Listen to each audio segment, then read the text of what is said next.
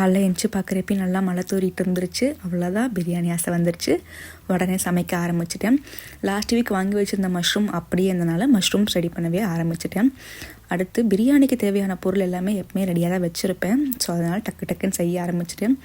வீட்டில் நான் சமைக்கிறப்பெல்லாம் அம்மா எப்போ இஞ்சி போட்டு பேஸ்டெல்லாம் ஃப்ரெஷ்ஷாக தான் அரைச்சி போடுவாங்க. ஆனால் எனக்கு இங்கே இருக்க ஒர்க் ஸ்கெடியூலில் அதுக்கான டைம் இல்லைன்றனால எல்லாமே ரெடிமேடாக வாங்கி வச்சுப்பேன்.